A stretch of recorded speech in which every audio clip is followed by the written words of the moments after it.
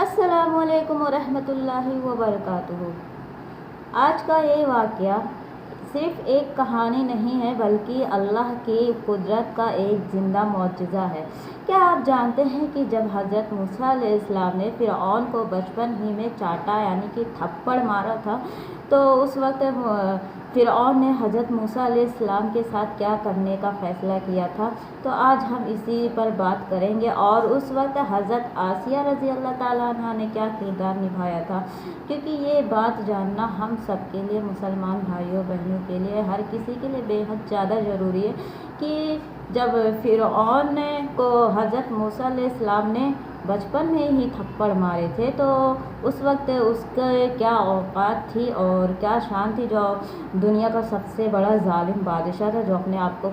خدا کہلواتا تھا، خدا کہتا تھا، تو لیکن حضرت موسیٰ علیہ السلام نے اسے بچپن ہی میں اسے چاٹا مارا اور اسے اوقات کا اندازہ لگایا تھا۔ تو اس لیے اسے آخر تک ضرور دیکھیے گا اور دوسروں تک بھی ضرور شیئر کیجیے گا، تاکہ میرے بھائیوں اور بہنوں کا ایمان اور مضبوط ہو جائے اور اللہ پر ان کے یقین اور بھی زیادہ پختہ ہو جائے کہ اللہ جو بھی کرتا ہے، جیسا بھی کرتا ہے، بہتر کرتا ہے اور اس کے سوا اور کوئی نہیں ہے ہماری زندگی کا فیصلہ کرنے والا۔ اس لیے اسے دوسروں تک ضرور شیئر کیجیے گا، اور اگر آپ میرے چینل پر پہلی بار آئے ہیں تو میرے چینل کو ساتھ میں پلیز سبسکرائب بھی ضرور کر دیجیے گا، اور اگر فیس بک پر دیکھ رہے ہیں اس بیان کو تو میرے پیج کو ضرور فالو کر دیجیے گا، اور جاتے جاتے ایک لائک اور کومنٹ باکس میں اللہ اکبر ضرور لکھتے ہوئے جائے گا۔ یہ اللہ کی محبت کا ایک نشانی ہے، اس لیے ضرور لکھتے ہوئے جائے گا۔ چلیے ویڈیو شروع کرتی ہوں۔ بسم اللہ الرحمن الرحیم۔ شروع کرتی ہوں اللہ کے نام سے جو بہت مہربان نہایت رحم کرنے والا ہے۔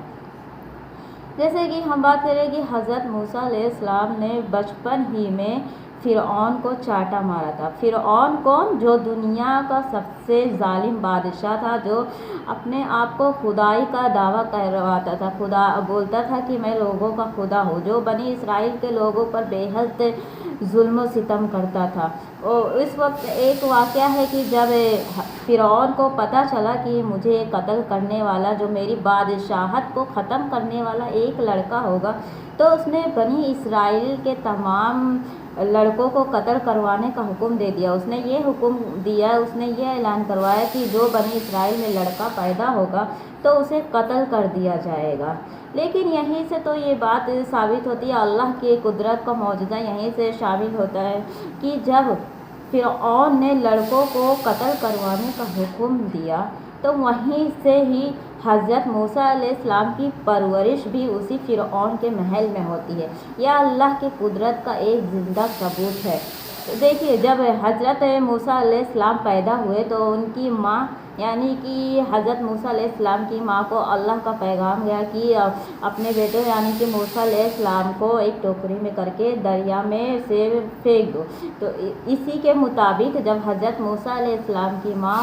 حضرت موسیٰ علیہ السلام کو ایک ٹوکری میں رکھ کر کے دریا میں چھوڑ دیا، پھر حضرت موسیٰ علیہ السلام تیرتے تیرتے جب فرعون کے محل تک پہنچے تو حضرت آسیہ کی نظر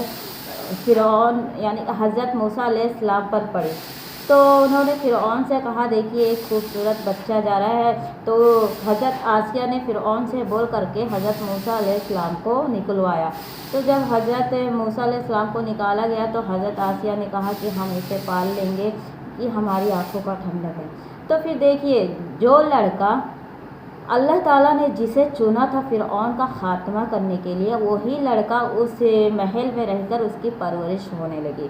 پھر ایک بار کا واقعہ ہے کہ جب حضرت موسیٰ علیہ السلام کو فرعون نے اپنے گود میں لیا تھا بچہ سمجھ کے، تو حضرت موسیٰ علیہ السلام نے اسی وقت ایک بار فرعون کے گال میں بہت زوردار کا تھپڑ مارا تھا۔ تو لیکن اس وقت فرعون کو اتنا غصہ آیا کہ اس کی غصہ آسمان تک پہنچ گیا۔ اس نے حضرت موسیٰ علیہ السلام کو قتل کرنے کا حکم کروایا اور اپنے حکمران کو کہا کہ اسے قتل کر دو۔ لیکن حضرت آسیہ رضی اللہ تعالیٰ عنہ کا کردار وہاں پر تو دیکھیے، حضرت آسیہ رضی اللہ تعالیٰ عنہ نے کہا کہ نہیں، میں آپ کو ایک مشورہ دیتی ہوں کہ ایک آزمائش لی جائے، اگر یہ بچہ آپ کو جان بوجھ کر مارا ہوگا تو پتہ چل جائے گا کہ اس نے آپ کو جان بوجھ کر مارا ہے یا پھر انجانے میں مارا ہے۔ اس نے حضرت آسیہ رضی اللہ تعالیٰ عنہ نے کہا کہ آپ ایک طرف آگ کے انگارے رکھیے اور ایک طرف قیمتی زیورات رکھیے۔ اگر یہ بچہ قیمتی زیورات کی طرف ہاتھ بڑھاتا ہے تو سمجھ لیجئے کہ اس نے جان بوجھ کے مارا ہے، اور اگر آگ کی طرف بڑھاتا ہے تو سمجھ لیجئے گا کہ یہ ایک چھوٹا سا بچہ ہے، نادان بچہ ہے۔ تو فرعون نے اسی طریقے سے کیا، ایک طرف آگ کے انگارے رکھوایا اور ایک طرف قیمتی زیورات۔ لیکن حضرت موسیٰ علیہ السلام اس وقت بھی اپنا ہاتھ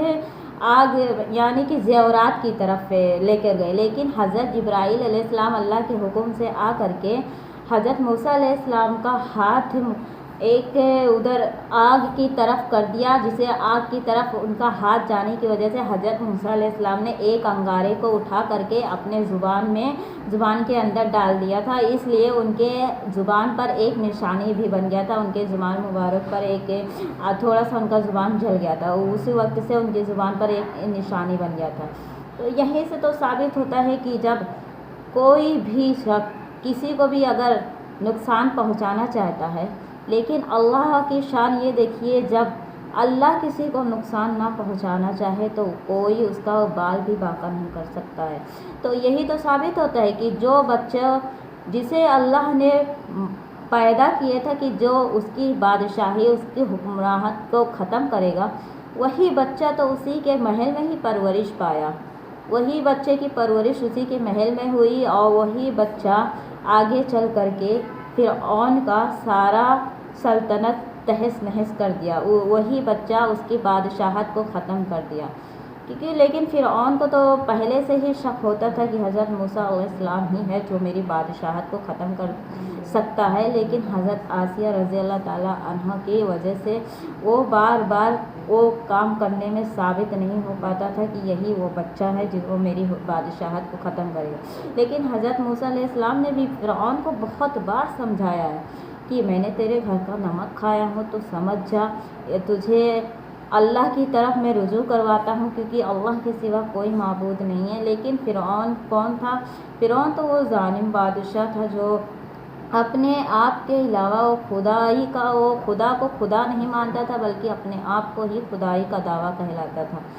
بولتا تھا کہ وہ میں ہی دنیا کا خدا ہوں، میں ہی سارے جہاں کا خدا ہوں۔ پھر اسی کا کیا ہوا کہ اللہ نے اسے دریائے نیل میں غارت کر دیا۔ جب بنی اسرائیل کو لے کر کے حضرت موسیٰ علیہ السلام دریا سے پار ہو گئے، پھر فرعون بھی اسی دریا سے پار ہونا چاہا، بنی اسرائیل کے پیچھے دوڑ پڑا اپنے لشکروں کو لے کر، پھر اسی دریائے نیل میں اللہ سبحانہ تعالیٰ نے اسے غارت کر دیا، اسے اسی سمندر میں ڈبا کر مار دیا۔ لیکن جب وہ فرعون ڈوبنے لگا تو بولا جاتا ہے کہ اتنا لمبا کلمہ پڑھا اس وقت کہ میں